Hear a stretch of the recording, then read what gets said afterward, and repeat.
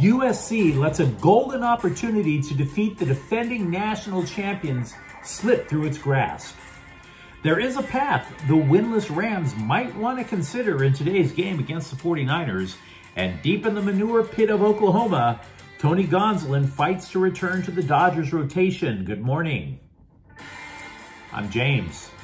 This is your daily dose of sports and snark for the greatest sports city in the world, Los Angeles.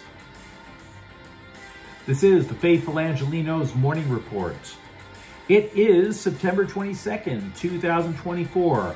It is Sunday, and I am in the land of evil, a modern-day Canaan, Suck Francisco. But it's still the Lord's Day, so if you believe as I do, take a moment and thank Him for the blessings in your life, like LA Sports. And if you like being in the know about LA Sports, clickety-clack the like button. Clickety-clack the subscribe button. There's a notification bell. Hit that. It'll let you know when we drop new content.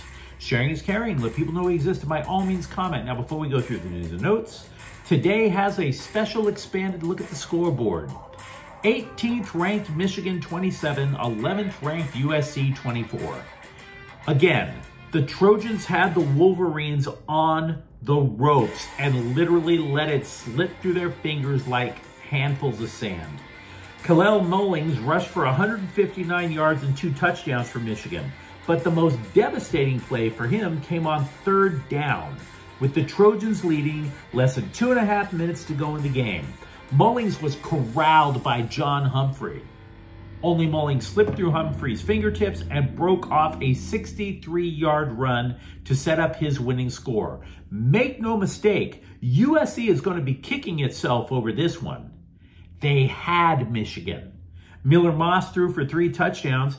Unfortunately, he also threw a pick 6. And by the way, until the game-winning drive, the Trojans allowed just 9 yards to the Wolverines offense in the second half.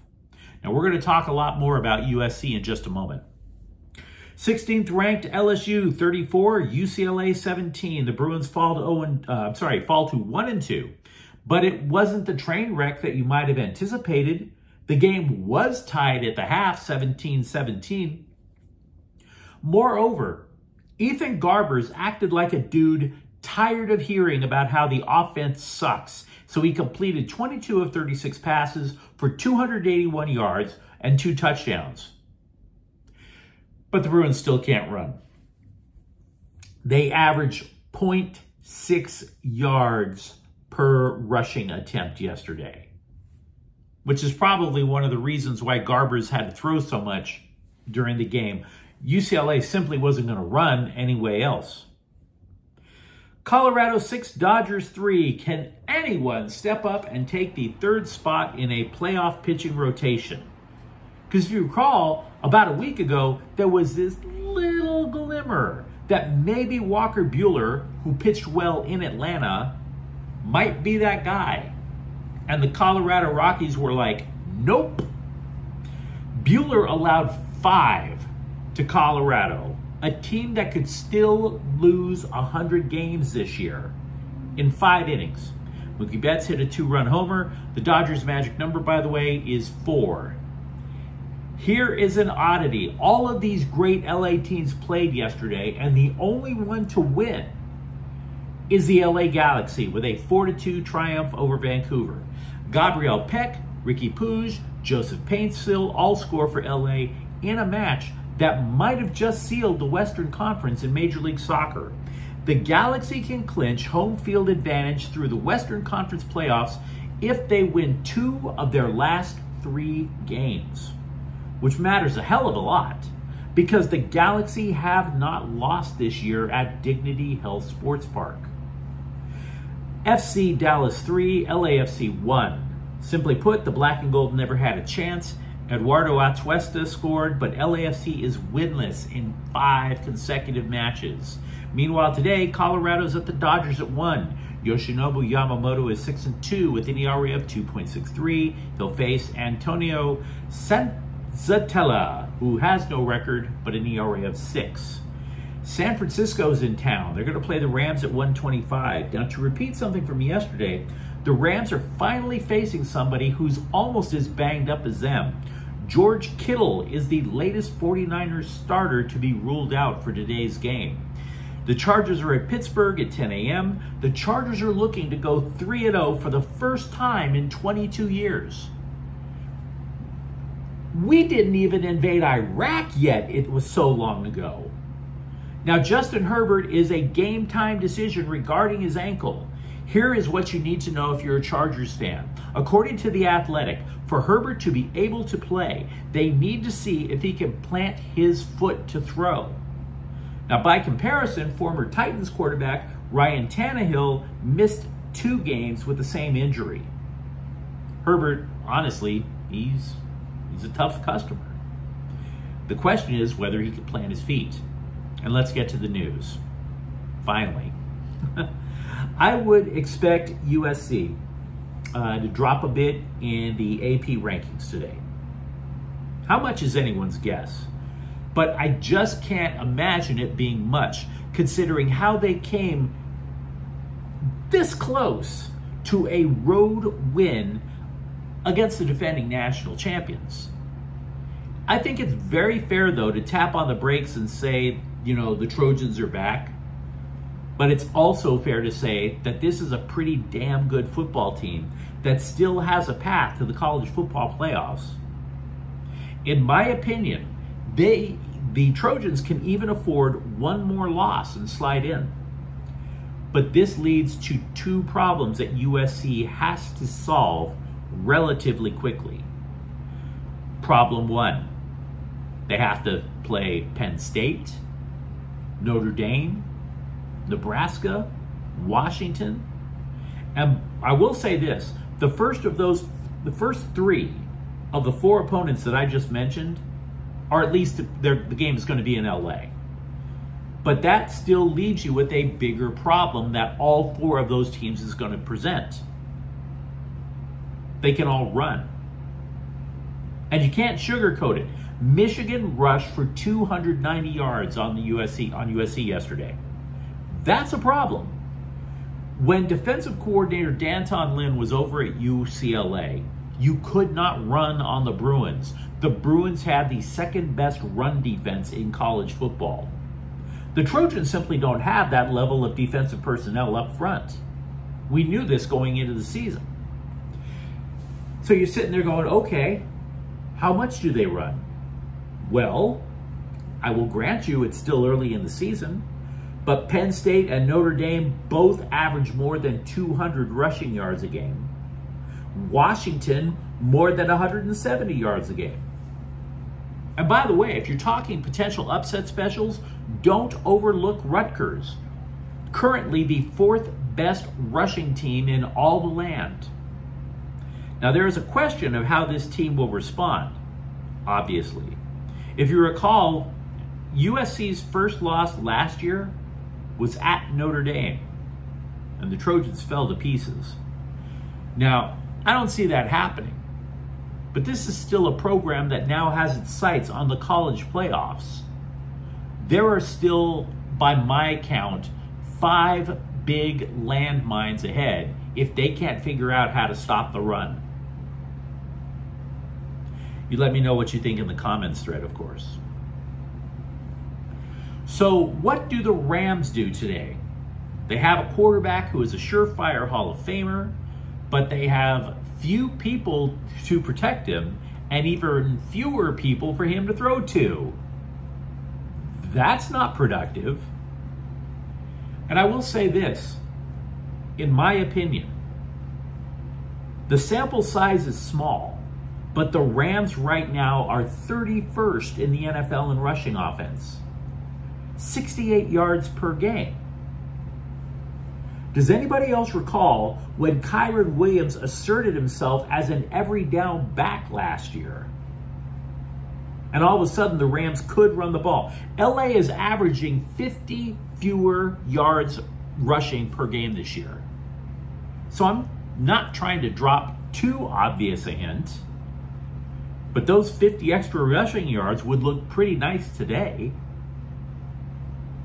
And besides, we mentioned, who does he have to throw to? He being Stafford.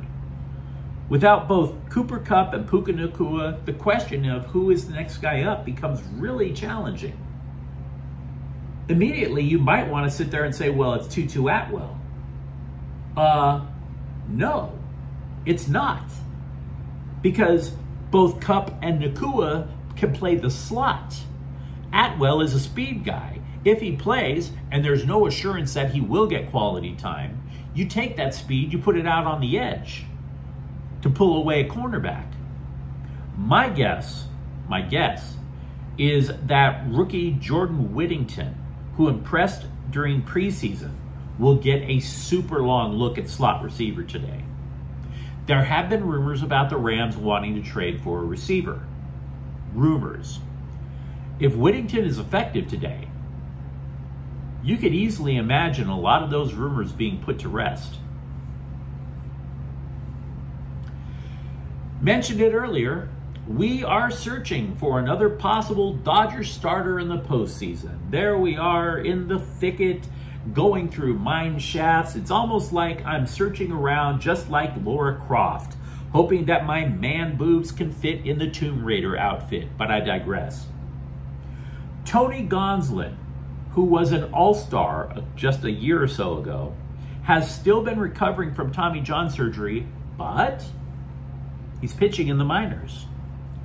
He's made more than one start down there. He had a start Saturday, 3 shutout innings.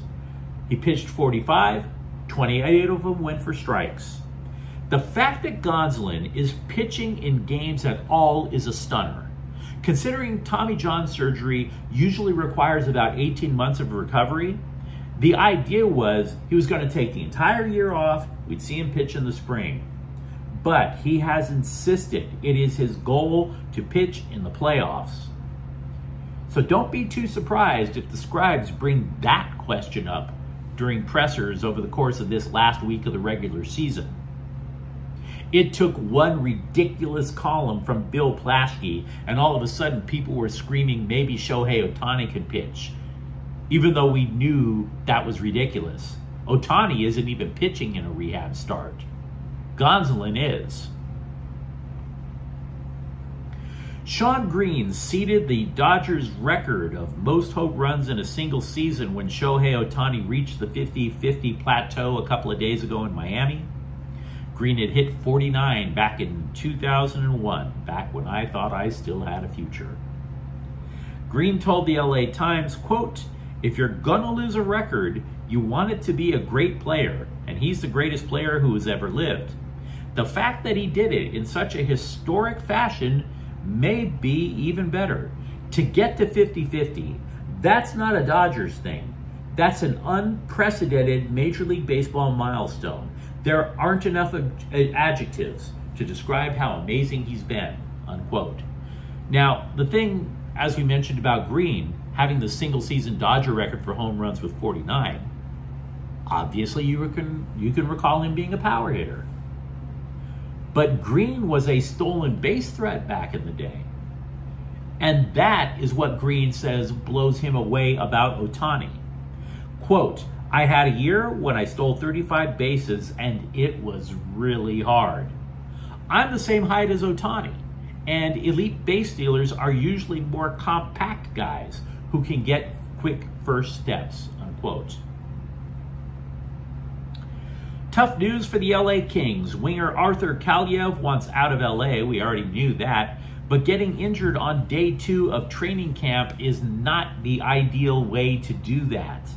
Now, to be clear, I am not accusing Kaliev of faking an injury. Because he was hit so hard during training camp, there is now talk of surgery that would sideline him for months. Do you really want to leave a place so bad that you're like, yeah, guys, where's the knife? Really? Now, as to what got injured, we can only speculate. It's in hockey, they can be intentionally vague. They're calling it a so-called upper body injury. All I can tell you is that process of elimination alone tells you that the hit was not a concussion. Obviously, you're not doing brain surgery. But you let me know what you think in the comments thread. Are you optimistic or frustrated beyond belief after what USC did yesterday? Do you believe that the Rams have a shot with the running game against San Francisco and potentially could pull off the upset? And if you enjoyed the content, don't forget to subscribe to Faithful Angelenos. We talk LA sports here every single day. Thank you for watching. I'm James. We'll be back tomorrow. Faithful Angelenos is a Kian Cortel Queso production. Take care.